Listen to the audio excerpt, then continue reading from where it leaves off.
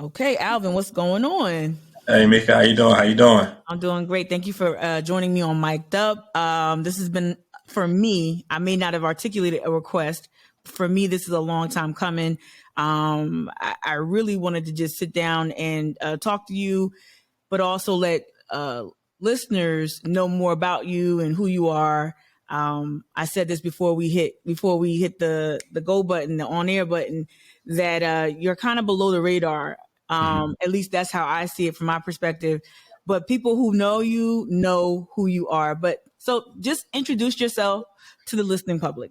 Okay, well, I'm Alvin Johnson. I'm the director of entitlements and due diligence for a company called Levi Grantham.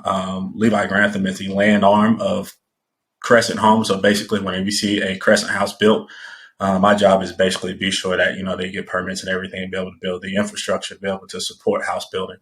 But prior to that, I was a project manager at AECOM, where I worked on the City of Charleston stormwater standards, and also helped, I guess, usher in their stormwater program, right? So that was approximately a $2 billion program, to kind of sort of address all the flooding and infrastructure needs for the City of Charleston.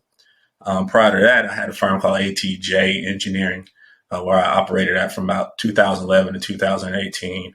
I was fortunate enough to work on some large scale projects here in Charleston, most notably the expansion of the Charleston Airport from about 2012 to 2015. And prior to that, I was with a firm called Thomas and Hutton, basically working on the other side of what I do now. And that's kind of, I guess, how I met some of the folks that I was able to meet to get into some of the spaces and doors that I've been able to operate in. So, and of course, I'm a 2003 Citadel graduate, and we can talk about that. Are you saying that it made you even want to be more, I guess, expressive culturally, or make sure you maintain your identity as a black man? Yeah, certainly, certainly. I mean, because at the end of the day, you kind of realize that it doesn't matter how hard you try or whether you do everything the right way.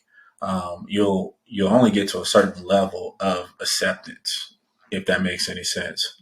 But I was actually privileged later on, once I got on the football field and once I had success, right? I kind of got from some folks like OJ treatment, right? How they want OJ to sit at your table, right? Right.